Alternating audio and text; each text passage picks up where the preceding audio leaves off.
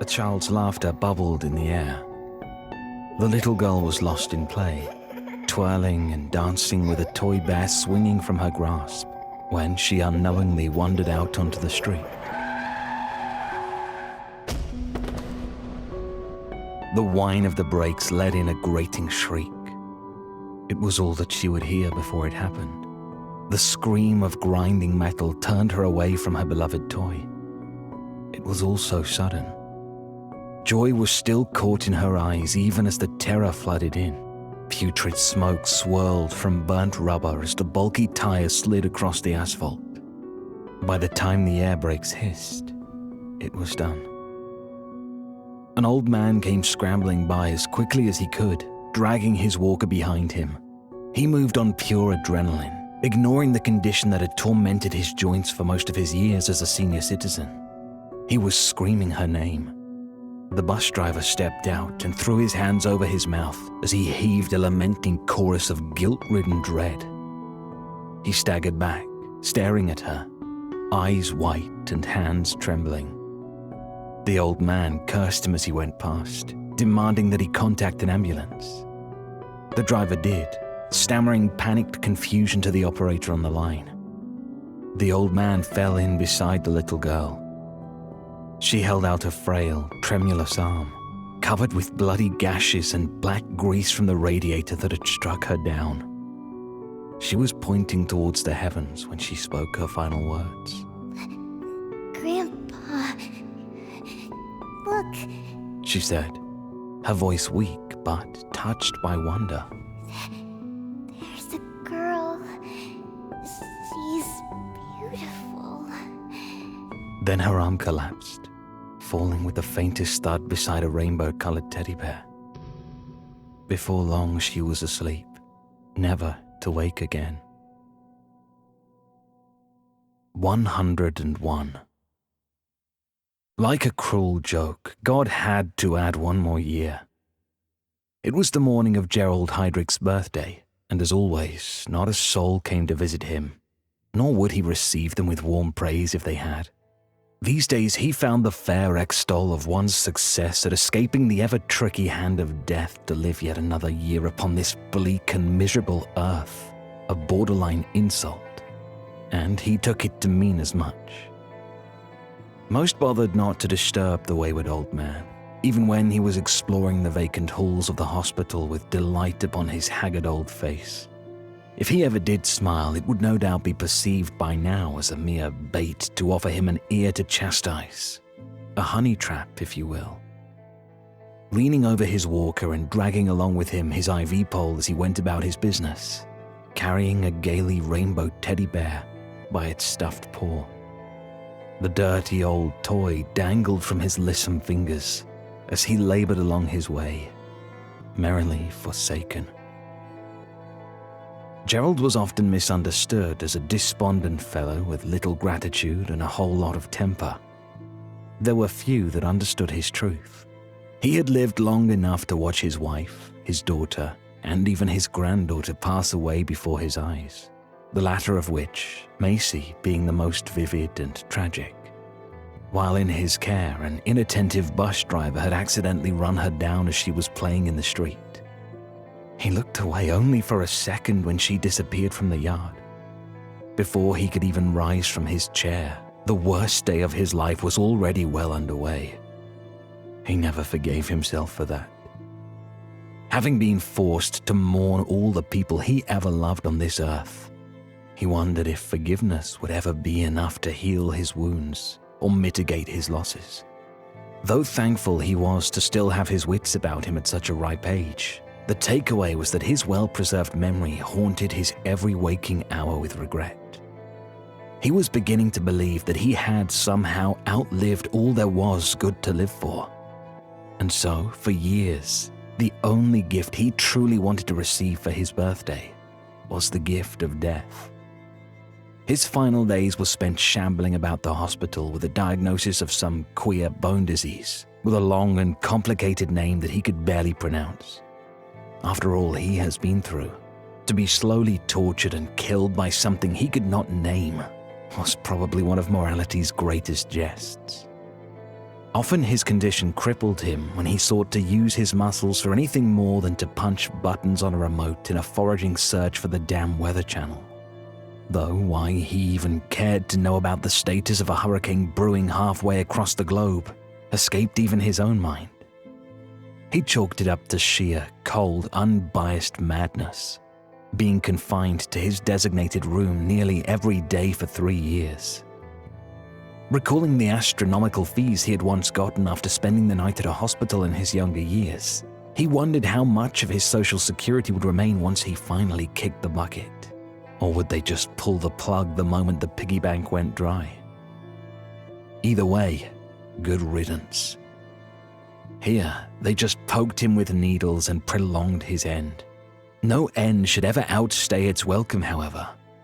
Just ask anyone who watched that godforsaken Lord of the Rings movie. It was only a few weeks past that he finally found meaning to go on living again. She was a new patient he had met by chance, working his way down a hall to scold some nurse for some distant reason he could no longer recall. A little girl with a single mum who needed special care for her daughter, whilst she tried to carry on with her full-time job without having a mental breakdown. She was beautiful, clad in a plush white gown, with the biggest, brightest blue eyes he had ever seen. The girl sat upon a cloud as tranquil as an angel, looking onto him with a brilliant smile that instantly melted his heart. She asked him why he was so angry. He had explained, and that made her laugh. Her words that would follow that initial exchange, he would carry with him until the end of his days. Life is too short. She protested, her smile never faltering. Then the elevator doors her nurse had been waiting on opened like the grand gates to a heaven he no longer believed in, and they were gone. Gerald soon found her again, and had since spent countless hours with her, reminiscing on the trials of his long life and sharing magical tales of fantasy. She was his friend, the last friend he had, and a friend he knew he would not have long with. He told her about his days in the service. He was a medic. He didn't much like firing that awful rifle they made him carry around like some glorified world security guard, but he loved to take care of people. He met his wife then, at the library where they were stationed at in Germany. They found each other in the fantasy aisle, looking for the same book.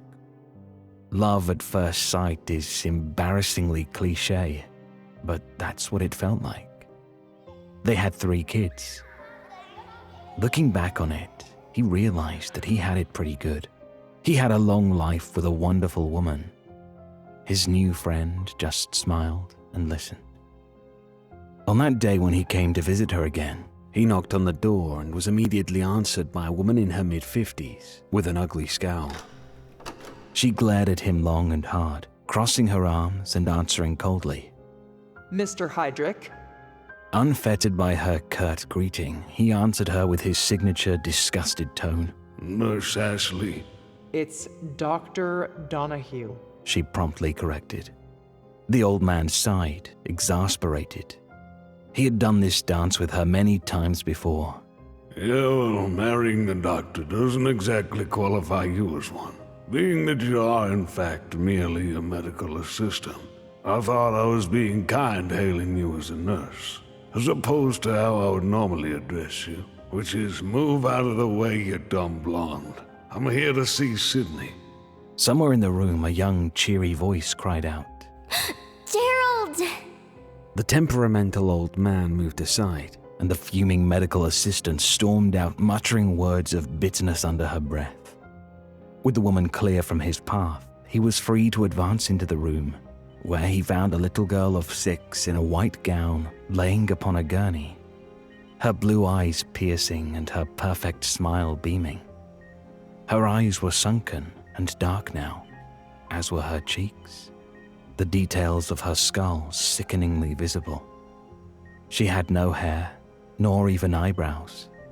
She was ailing and teetering on death, as ill as any could possibly be in this place. Yet she was so full of life, She scarcely spoke of the pain, though she often stopped in mid-sentence to wince, waves of anguish overtaking her. The chemo bag hovered over her like a yellow demon to taunt her with her own depleting mortality, though it seemed not to trouble her even a little. Gerald brought up the toy bear and said with a hoarse voice, "This once belonged to someone. He paused, fighting back the old emotions. Someone very dear to me. I'd like you to have it." She lit up with merriment at the sight of the stuffed animal as she perked up in her bed, but she hesitated. Falling back into a slouch and giving him a guilty look, she said, But it's your birthday, not mine. And I'm afraid I have nothing to give you. Sydney, your time is more valuable to me than any gift anybody could possibly receive, he said, smiling, his outstretched arm starting to shake under the weight of the bear. She was reluctant to accept, drawing from the old man a choke of laughter tainted with frustration as he insisted in a tone that was almost a plea. "Please, Sydney, just take it." Eagerly she snatched the toy from his hand and pulled it in for a deep, loving embrace. Gerald turned and used his walker to carefully ease himself on the edge of her bed. Again he smiled, admiring the girl. You know that bear has not been held like that in many years. Nearly bouncing with exuberance that made Gerald exhausted even to watch, the girl held the stuffed animal against her cheek and sang joyously, Oh, thank you, thank you, thank you! You're very welcome, my dear. After a moment, she flashed him a curious look and asked, Could you maybe tell me another one of your stories? Gerald gave her a tired glance in return, feigning irresolution. Please? She pleaded, squeezing the bear in her arms. They make me feel strong. The old man then conceded with a weary grin, saying, Oh, all right. And so he began. Once long ago. Tales of his life's triumphs and fantasies about swords and sorcery enveloped her mind. He wove her a web of imagination that expanded beyond time and the universe, and suddenly they were whisked away to another world. He was the bard that guided her journey, and she was a mounted warrior woman with a bow and arrow, and a rainbow bear. It was so much fun, but it didn't take her too long to fall fast asleep.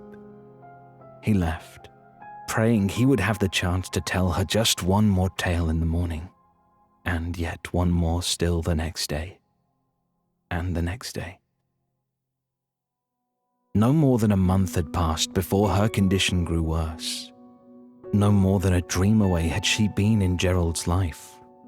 It was only then he understood why he came to adore the sweet, gregarious little girl from only a few doors down. After a century of breathing, seeing 3 women that he so dearly loved slip from his fingers, and carrying on with a life he no longer cherished, he found a friend who reminded him how to love again. This innocent little girl found death before a man who has lived well beyond his years could even find happiness again. Through his stories, he knew she lived ages, and through her adventurous spirit, he rediscovered his own worth. So young she passed, never knowing her first kiss, never worrying of taxes or stressing over traffic or paying bills, wanting only to be a child and to have a friend to play with. Though Gerald wasn't much for playing games, he was, however, particularly fond of telling stories, and that seemed quite enough for her. She would ooh and ah, asking how and why, always intrigued, always listening. She feared sleep, and often begged Gerald to stay up past his hour to tell her the tales of a man who had a full life to live. Those were her favorite stories, the true ones. He never quite understood why, until it was too late. Always when it was too late. One morning a knock came at his door. The medical assistant barged in and announced, Mr. Heydrich? She let it hang, as scornful women often did when uttering a name that which they so very much despise. You have a visitor. She helped him out of his bed, and after he had found his balance upon his walker, he made for the door, allowing Dr. Donahue to lead the way. A young lady in a red and black dress was waiting for him. Her flowing blonde hair was held back in a messy bun, and her heavy curls were hanging at either side of her scalp like spiraling Christmas tree ornaments. In her hand, she was carrying the gift he had given to Sydney, the rainbow bear. He nodded to Dr. Donahue and said, Thank you, Nurse Ash. the Lee from her formal maiden name, Ashley, now lost to him by his nagging contempt. I'll take you from here. It's Dr. Donahue. She seethed. Don't you have a few years of college to complete somewhere? He fired back. Groaning, she stomped off down the hall, muttering her disdain as always. Gerald gave his confused visitor a contrite glance. I'm sorry about that. How can I help you? Are you Gerald Heydrich? The young woman inquired, her beautiful voice like smooth silk to his ears. Yes, I am. She stammered, her face turning flush.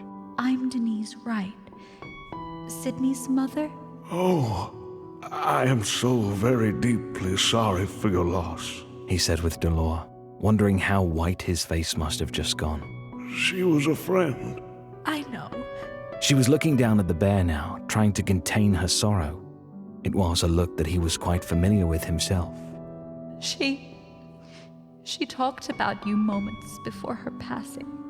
She made me promise that I return this to you. She held up the toy. She kept saying that Macy wants you to have it, that Macy wants you to remember that she is still with you, that they all are.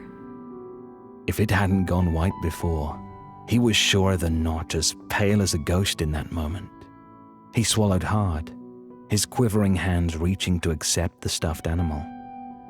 She took them in hers. They were warm and gentle, but strong. She pressed the bear into his grasp. Gerald noticed hard calluses from many hours of scrubbing dishes and cleaning the kitchen she worked at.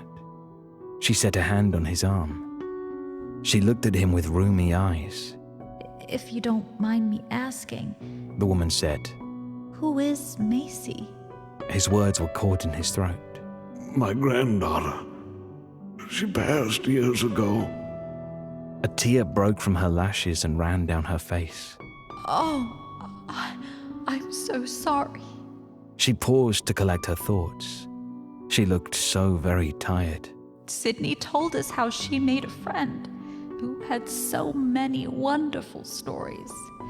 It must have come from something you shared with her. His eyes welling now, the old wounds reopening within.